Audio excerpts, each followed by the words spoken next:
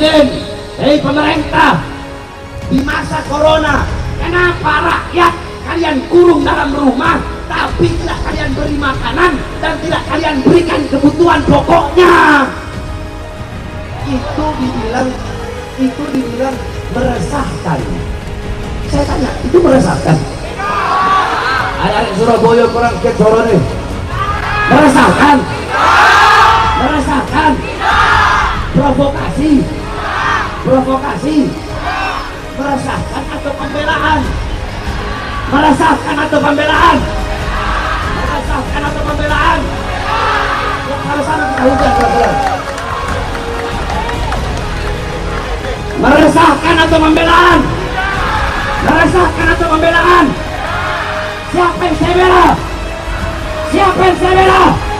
Siapa yang saya bela? Siapa yang saya bela? Yang saya bela rakyat, rakyat yang susah, rakyat yang kelaparan, rakyat yang menderita, saudara. Saya akan berada di barisan paling depan, rela hancur, rela binasa untuk rakyat, saudara. Allahu Akbar.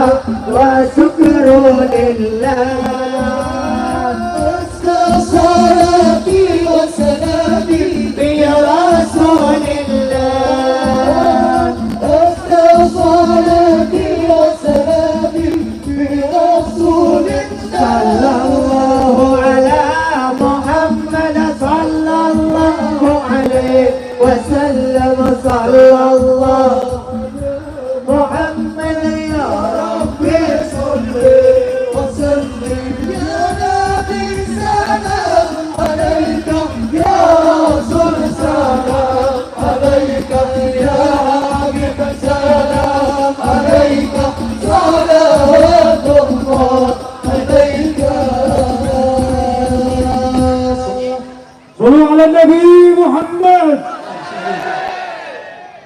Itu selanjutnya ceramah agama kami haturkan kepada beliau Habib al-Kiram Habib Bahar bin Ali bin Siddiq. Falyatafaddal Ali mashkura. Allahumma salli ala Muhammad.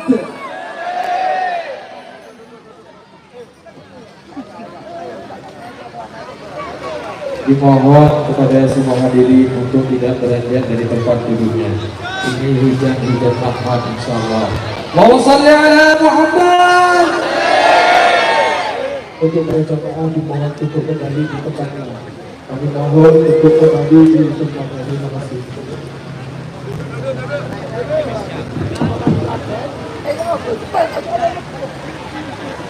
Sebelum saya mulai, saya harapkan kepada seluruh hadirin untuk duduk diam, tenang. Wa ma nazzalna minas sama'i ma'an mubarakan, dan tidaklah kami turunkan dari langit air yang penuh dengan keberkahan, yaitu air hujan.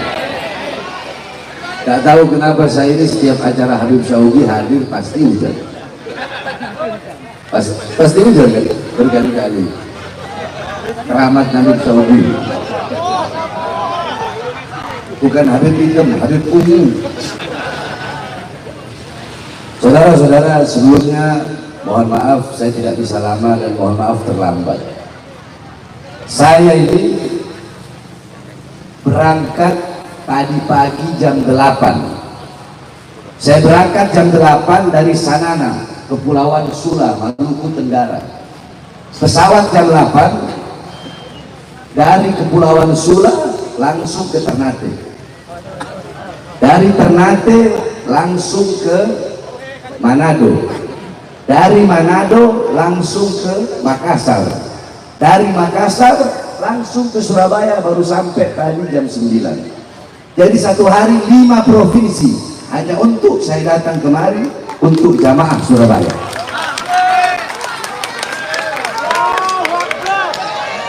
Jadi sebelumnya saya mohon maaf, saya tidak bisa lama. Tapi walaupun sedikit, insya Allah bermanfaat. Soalnya tadi saya bilang, saya kode Habib Syaugi. Beb, saya ceramah keras boleh nggak? Kata Habib Syaugi. Oh, ceramah, Beb. Saya senang bercanda dengan Habib Syaugi. Saudara-saudara, Assalamualaikum warahmatullahi wabarakatuh. Alhamdulillahil qawiyyi sultanu wal wadhil burhan wal mabsut fil wujud karamu ihsanu. اللهم صل وسلم وبارك وكرم وعدل على نور الانوار وسر الاسرار وترياك الاخيار ومفتاح باب اليسر سيدنا ومولانا محمد المختار واله الاطهار واصحاب الاخيار عدد نعم الله وافضاله اما بعد. Saya cintai yang saya muliakan segenap para alim ulama, para habaib, para kiai, para asatid, para tuan-tuan guru, para tokoh masyarakat, segenap aparat pemerintah, wabil khusus guru kita Habib Syaugi As-Segaf, mudah-mudahan Allah panjangkan umur beliau, Habib Jamal Al-Habsyi beserta seluruh para habaib, para kiai, para tuan-tuan guru semuanya. Dan yang saya cintai, saya muliakan segenap hadirin hadirat, bapak-bapak, ibu-ibu, khususnya para pemuda-pemudi umat baginda Nabi besar Muhammad yang selalu dimuliakan oleh Allah Subhanahu wa ta'ala. Saudara-saudara sekalian, pada malam hari yang mulia ini kita duduk di tempat yang dimana Sayyidina Umar bin Khattab radhiyallahu anhu, beliau berkata, "Inna Allah lam yahluk fi wajhil ardi turaban afdal min majlisil ilmi." Sesungguhnya Allah tidak pernah menciptakan sejengkal tanah pun di muka bumi selain daripada tanah yang digunakan untuk menuntut ilmunya Allah Subhanahu wa ta'ala. Jadi tempat yang kita duduk ini menjadi tempat yang paling mulia. Kenapa? Karena engkau duduk di sini menuntut ilmunya Allah. Sampai-sampai Rasulullah berkata kepada Ibn Mas'ud, "Ya Ibn Mas'ud, julusuka sa'atan di majlisil ilm la tamassu qalaman wa la taktubu harfan khairul laka min idki alfi rakabah." Hei Ibn Mas'ud, kata Rasulullah, engkau duduk di majlis ilmu, hendak megang pena, hendak menulis walaupun satu huruf, hendak jadi santri di pondok, hendak cuma duduk di majlis ilmu, dengarkan nasihat, itu lebih baik, itu lebih utama daripada engkau memerdekakan 1000 orang budak. Sedangkan satu pahala bagi orang yang memerdekakan satu budak, di akhirat dia akan dimerdekakan dari nerakanya Allah. Bagaimana 1000 budak? Sedangkan kita duduk di sini lebih utama dan lebih mulia daripada memerdekakan 1000 orang budak. Wa nadruka ila wajhil alim nadratan fafariha biha wa khalaqallah min tilkal nadra malakan yastaghfir lak ila yaumil qiyamah. Dan ketika engkau duduk di majelis ilmu, memandang wajah para ulama, memandang wajah para kiai, memandang wajah orang-orang soleh dengan pandangan bahagia, pandangan cinta, pandangan kasih sayang, maka dari setiap pandangan itu akan Allah ciptakan malaikat yang memohon ampun atas dosa-dosamu sampai datangnya hari kiamat. Maka apakah ada perkumpulan yang lebih mulia selain dari perkumpulan-perkumpulan seperti pada malam hari ini? Apakah ada perkumpulan yang lebih mulia, yang lebih agung selain daripada perkumpulan Nabi Muhammad? Saudara-saudara, kalian duduk di sini ini untuk mengambil warisan Nabi Muhammad. Satu huruf daripada warisan Nabi lebih berguna bagimu, lebih bernilai, lebih berharga daripada dunia dan isinya. Saya tanya, jawab semua yang keras. Apakah ada warisan yang lebih bernilai dari warisan? Apakah ada warisan yang lebih bernilai selain daripada warisan Nabi Muhammad? Ada atau tidak? Apakah ada warisan yang lebih berharga selain daripada warisan Nabi Muhammad? Ada atau tidak? Apakah ada warisan yang lebih bermanfaat bagimu di dunia dan di akhirat selain daripada warisan Nabi Muhammad? Tidak ada, saudara-saudara. Kalau kalian pengen tahu warisan Nabi Muhammad tidak mewariskan harta, pangkat, jabatan, tahta, kekuasaan, dinar, dirham, uang, emas, intan, permata, wanita. Bukan itu warisannya Nabi. Warisannya Nabi ilmu, amal, akhlak, adab, budi pekerti yang mulia, lemah lembut, berani. Nah, ini jangan dihilangin. Sebab kadang banyak ulama menceritakan kelembutan Nabi aja. Nabi itu lembut, Nabi itu berakhlak, Nabi itu beradab, tapi menghilangkan keberanian Nabi, menghilangkan ketegasan Nabi. Jadi warisannya Nabi bukan hanya kelembutan, tetapi juga ketegasan. Warisan Nabi bukan hanya akhlak, bukan hanya adab, tetapi amal ma'ruf nahi munkar. Itu juga merupakan warisan daripada Nabi Muhammad. Ini namanya tawassut, ini namanya di tengah. Jadi ulama, kiai, habaib itu punya porsi masing-masing, saudara-saudara. Ada yang lembut, beliau-beliau yang lembut mencerminkan kepribadian Nabi Muhammad. Nah, beliau-beliau juga yang tegas mencerminkan kepribadian Nabi Muhammad. Jadi yang lembut, jangan hilangkan ketegasan Nabi Muhammad. Yang tegas, jangan hilangkan kelembutan Nabi Muhammad. Makanya saya wasiatkan kepada para dai, kepada para penceramah, para habib-habib, para kiai-kiai. Kalau ceramah, jangan hanya membahas Nabi Muhammad berakhlak aja. Akhirnya umat taunya Nabi itu lemah lembut. Ada orang maksiat, udahlah biarin aja. Ada kesesatan, biarin aja. Ada ketidakadilan, biarin aja. Ada penindasan, biarin aja. Sehingga umat nggak tahu akan ketegasan Nabi Muhammad. Sebaliknya, begitu juga ustadz, kiai, habib yang tegas. Jangan hanya menceritakan Nabi perang, Nabi jihad, Nabi amar ma'ruf, Nabi nahi mungkar, tapi ceritakan juga bagaimana akhlak Nabi, bagaimana adab Nabi, bagaimana budi pekerti Nabi, bagaimana kelembutan Nabi. Saya tanya, ini di tengah nggak? Jawab, di tengah nggak? Di tengah nggak? Saya itu orang di tengah. Maka tidak ada majelis yang lebih mulia selain daripada majelis baginda Nabi besar Muhammad. Maka singkat saja, saudara-saudara, kita di sini merayakan Maulid Nabi Muhammad, saudara-saudara. Perlu kalian tahu dalam kitab Khawashi Syarwani, itu kitab Khawashi Syarwani adalah hasyiah daripada kitab Tuhfatul Muhtaj karangan Imam Ibnu Hajar Al-Haytami. Tuhfatul Muhtaj adalah syarah daripada kitab Minhaj Al-Imam An-Nawawi. Di situ dijelaskan, inna afdhalal layali, sesungguhnya malam yang paling utama, malam yang paling agung, malam yang paling mulia, wa lailatul maulidis syarif, ya lailatul maulidis syarif, ialah malam kelahiran Nabi Muhammad. Tsumma lailatul qadar, tsumma lailatul jum'ah. Setelah malam kelahiran Nabi, baru malam Lailatul Qadar. Setelah malam Lailatul Qadar, baru malam Jumat.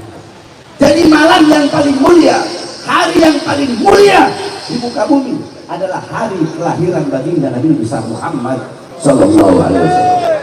Sebab kenapa, saudara-saudara? Laulahu lam tukhrajid dunya minal adami. Kalau bukan karena Nabi Muhammad, dunia tidak akan pernah Allah keluarkan dari ketiadaannya. Makanya kita duduk di sini bergembira dengan lahirnya Nabi, memuliakan Nabi, mengagungkan Nabi. Jadi pulang dari sini jangan sia-sia. Pulang dari sini bawa ilmunya Nabi, bawa amalnya Nabi, bawa ibadahnya Nabi. Jadikan rumah tanggamu rumah tangga Nabi Muhammad. Jadikan kampungmu kampung Nabi Muhammad. Hidupkan rumah tanggamu dengan sunnah-sunnah Nabi Muhammad. hidupkan kampungmu dengan sunnah dan ajaran Nabi Muhammad. Sebab sekarang ini akhir zaman, fitnah di mana-mana, kerusakan di mana-mana, mabuk di mana-mana, pelacuran di mana-mana, judi di mana-mana, orang-orang judi online merajalela. Bukan hanya di lapisan masyarakat bawah keracunan judi online, masyarakat menengah keracunan judi online, masyarakat atas keracunan judi online, rakyat, masyarakat, anak muda, orang tua, polisi, tentara, anggota dewan, pejabat, semua rata-rata kecanduan judi online. Makanya jadikan kampung kalian kampung Nabi Muhammad. Hidupkan dengan ajaran Nabi. Agar apa? Agar tidak ada kesesatan, agar tidak ada kemungkaran. Saudara-saudara, engkau mengaku sebagai umat Nabi Muhammad, tapi apa yang telah engkau lakukan untuk Nabi? Begitu besar perjuangan Nabi Muhammad untuk kalian, begitu berat pengorbanan Nabi Muhammad untuk kalian. Kalian tidak tahu bagaimana kecintaan Nabi Muhammad kepada kalian. Laqad ja'akum rasulun min anfusikum azizun 'alaikum harisun 'alaikum bil mu'minina raufur rahim. Hei sekalian umat manusia, telah datang kepada kalian seorang nabi, seorang rasul yang penyayang, yang cinta kepada kalian. Sebelum kalian cinta kepadanya, beliau terlebih dulu cinta kepada kalian. Sebelum kalian sayang kepadanya, beliau terlebih dulu sayang kepada kalian. Beliau seorang manusia yang selama 3 hari 3 malam mengganjal perutnya dengan sebongkah batu.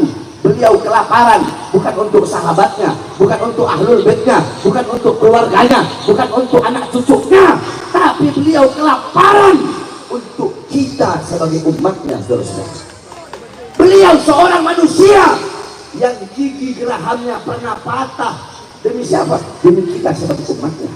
Seorang manusia yang pipinya pernah kena tulang tembus sampai ke sebelah. Demi kita sebagai umatnya.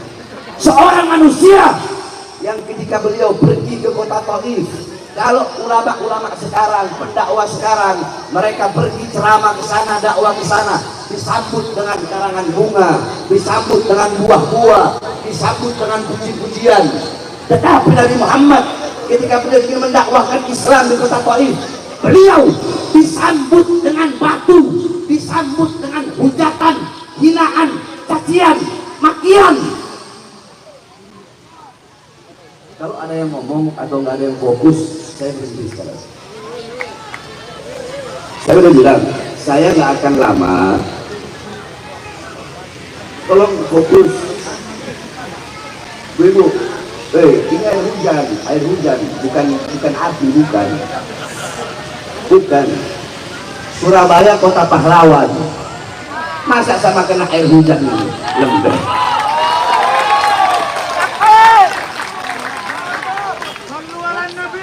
Arek-arek Surabaya di dalam tubuhnya mengalir darah Bung Tomo, masa kena air hujan kalian rela meninggalkan majelis ilmu? Siap bertahan, walaupun hujan siap. Allahu Akbar. Itu baru arek Surabaya ibu rek. Yo rek. Tuh.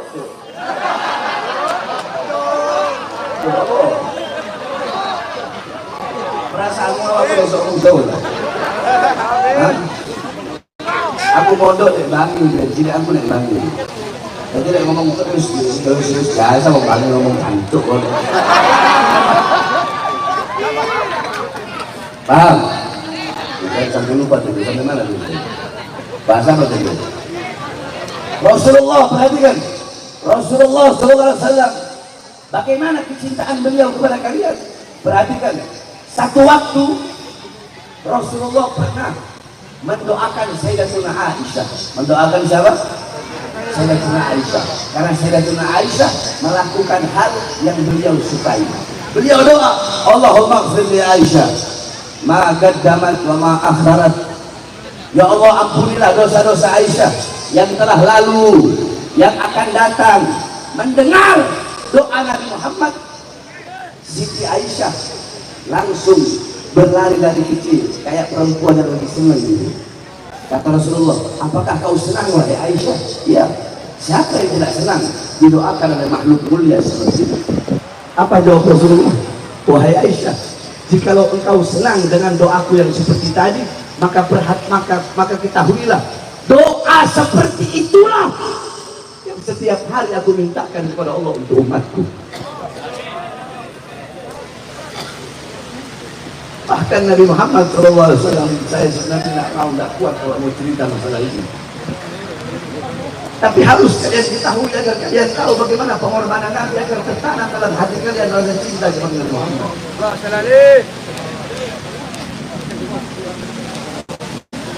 قال الإمام علي بن أبي طالب إن رسول الله صلى الله عليه وسلم في آخر نفسه حركت شفتيه مرتين فألقيت سمعي فسمعته يقول أمتي أمتي فقبض الرسول صلى الله عليه وسلم.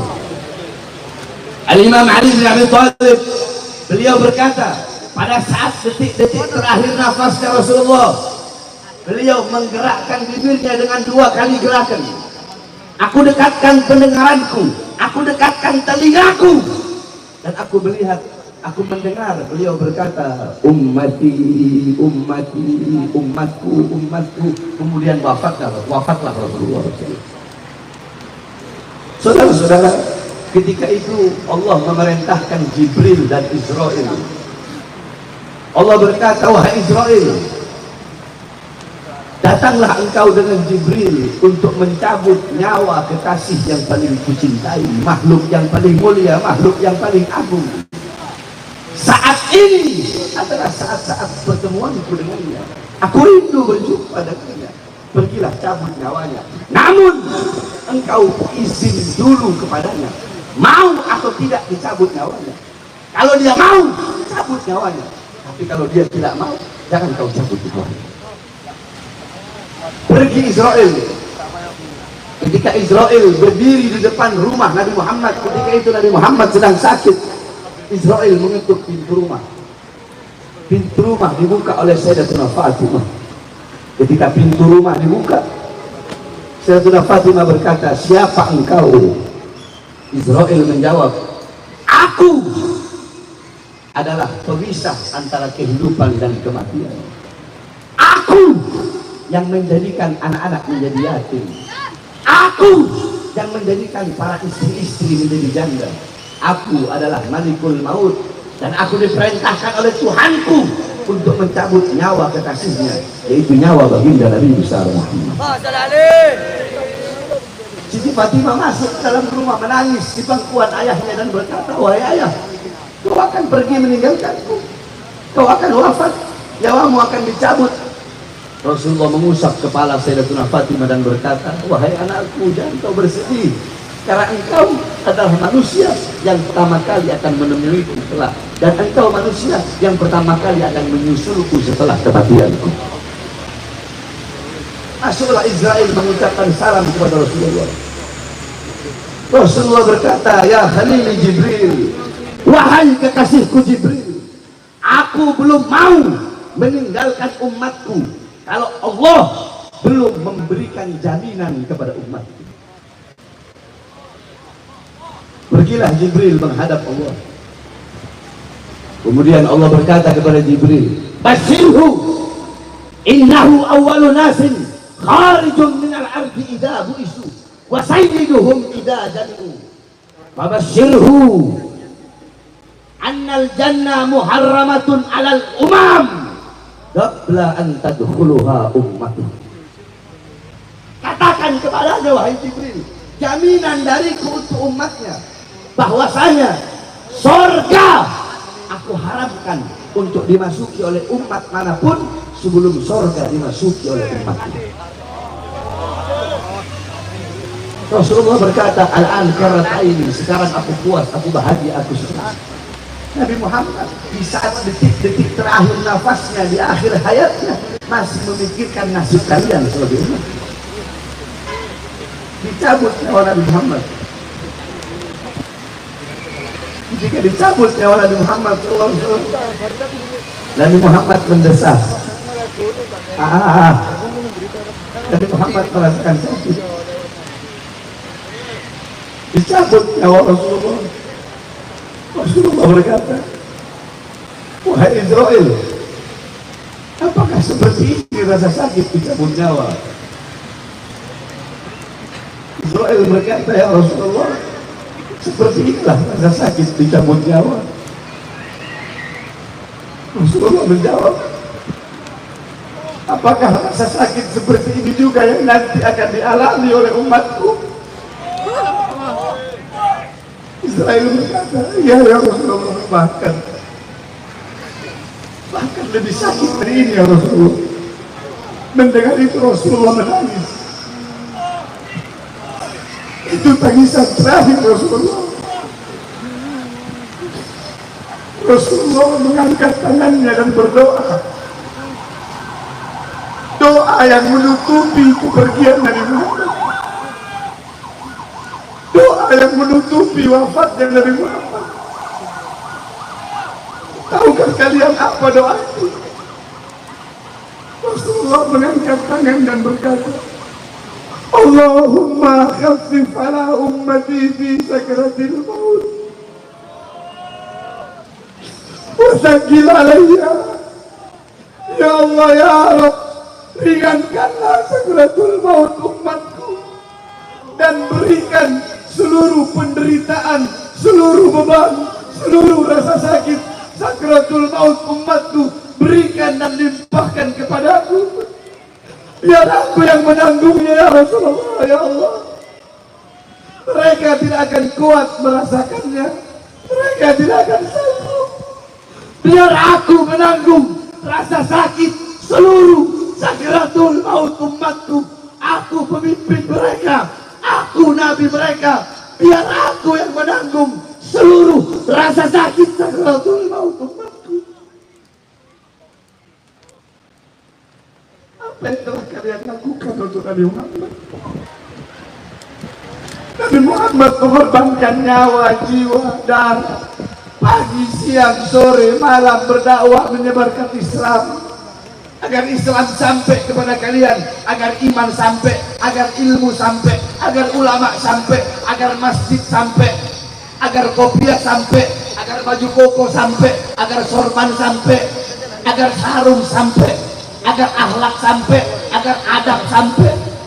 Tetapi setelah itu semua sampai berkat perjuangan Nabi, malah kalian sia-siakan, malah kalian campakkan. Secara tidak langsung kalian telah melempar kotoran di muka Nabi Muhammad SAW. Maka apakah pantas kita masih bisa disebut sebagai umat Nabi Muhammad? Oleh karena saudara-saudara sekalian yang dimuliakan Allah, sekali lagi wasiat saya, gembirakan Nabi. Bagaimana cara menggembirakan Nabi? Dengan selalu hadir dan duduk di majelis-majelis yang menjadi warisan Nabi Muhammad, yaitu majelis seperti pada malam hari.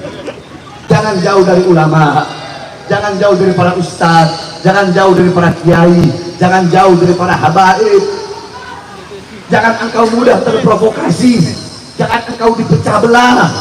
Jangan, jaga ukhuwah, jaga persatuan, jaga ukhuwah Islamiyah. Kita yang muslim disatukan dengan satu agama. Saudara-saudara kita yang bukan muslim, saudara-saudara kita yang Kristen, yang Buddha, yang Hindu, yang Katolik, walaupun mereka bukan saudara seagama, tapi mereka adalah saudara. Satu merah putih, satu bangsa, satu Indonesia, satu negara kesatuan Republik Indonesia. Jaga ukhuwah Islamiyah dan jaga ukhuwah watoniyah. Jangan biarkan kera-kera bersorban memprovokasi kalian untuk memecah belah umat. Jangan sampai para kiai dan para habaib dipecah belah, diprovokasi oleh kera-kera bersorban yang mementingkan urusan-urusan perutnya.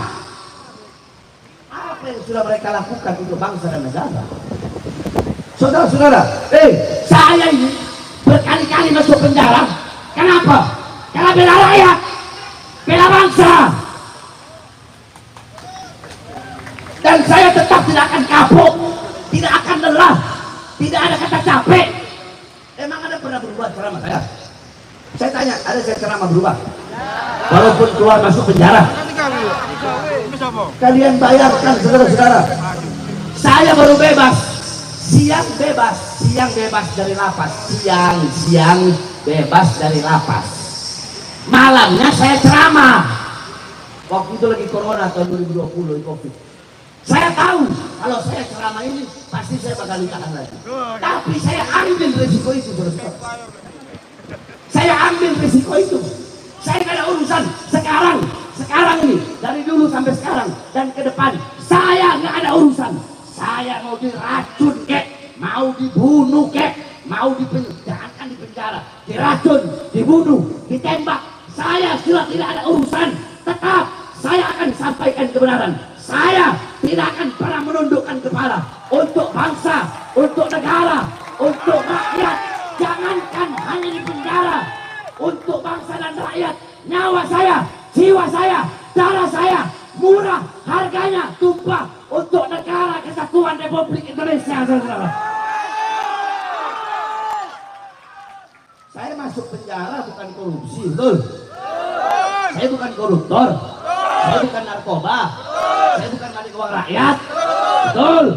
Betul. Mau tahu kenapa saya ditahan kemarin?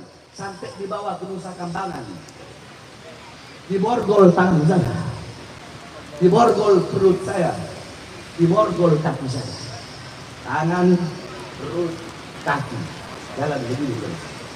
Saya dibikin seperti penjahat besar. Saya dibikin seakan-akan seperti penjahat kelas kakap. Kalian tahu gara-gara apa?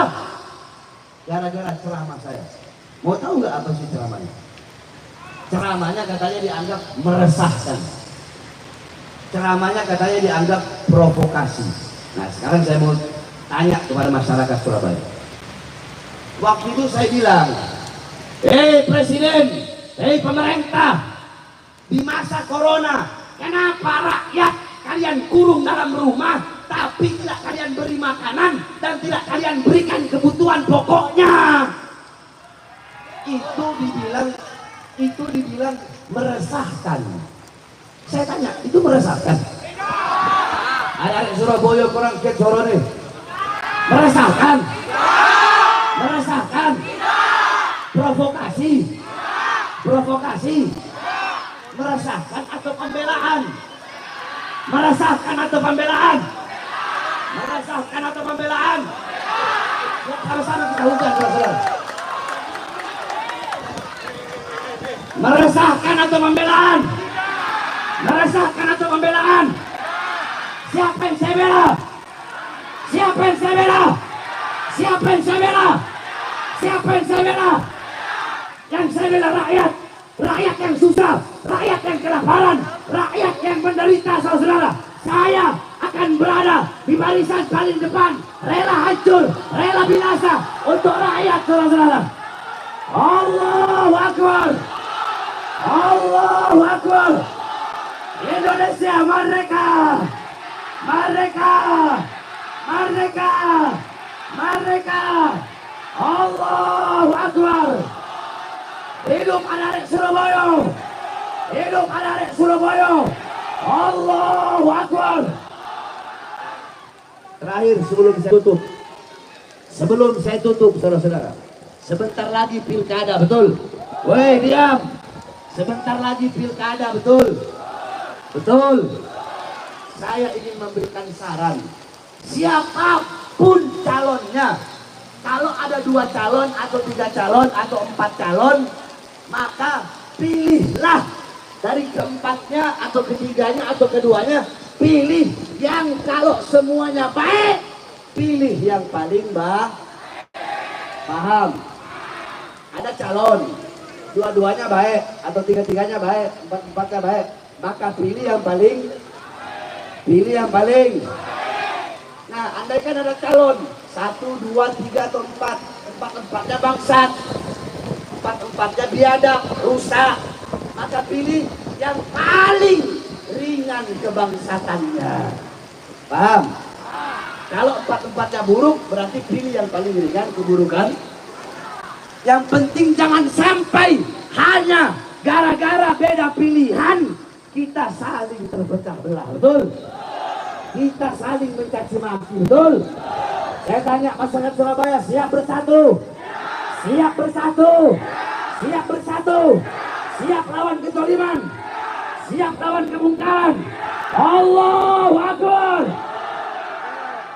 Sebelum saya tutup, terakhir wasiat saya, dengarkan baik-baik. Saya wasiatkan dan saya nasihatkan kepada engkau, wahai Jokowi. Wahai Jokowi, sebelum akhir masa jabatanmu, minta maaflah kepada rakyat. Minta maaf kepada rakyat yang selama ini kau bohongi, yang selama ini kau tipu. Kau berjanji memakmurkan rakyat, mensejahterakan rakyat, tapi yang makmur orang-orang asing. Rakyat dan pribumi Indonesia menjadi budak di negara kita sendiri. Sebelum akhir masa jabatanmu, minta maaf kepada rakyat, minta ampun kepada rakyat. Agar apa? Agar kelak di akhirat engkau tidak akan dituntut oleh rakyat dan masyarakat. Betul? Saya kasih nasihat begini kepada engkau sebagai presiden, bukan sebagai kepribadianmu sebagai Jokowi, bukan, tetapi sebagai presiden. Kenapa? Karena saya sayang dan cinta. Saya tidak mau kelak di akhirat engkau akan dimintai pertanggungjawaban dan dituntut oleh Allah Subhanahu wa Ta'ala. Paham? Paham? Makanya saya tanya supaya hadir di sini, siap lawan ketidakadilan, siap lawan kezaliman, siap lawan kemungkaran, siap hancur di NKRI, siap mati di NKRI. Allahu Akbar! Indonesia merdeka! Merdeka! Allahu Akbar! Wassalamualaikum. Terakhir, sebelum saya tutup, Habib kenapa nggak mau bahas nasab? Habib kenapa nggak mau bahas Kenapa nggak mau bahas nasab? Saudara-saudara, ketahuilah, ketika ada anjing-anjing yang menggonggong seekor singa, tidak akan meladeninya. Tahu kenapa? Karena auman singa terlalu mahal untuk meladeni gonggongan-gonggongan anjing. Wassalamualaikum warahmatullahi wabarakatuh.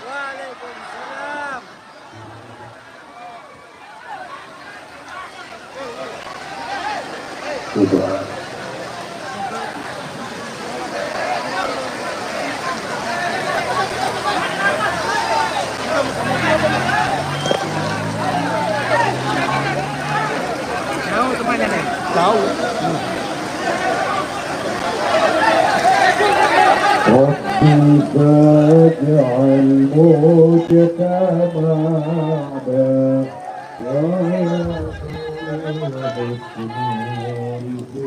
رب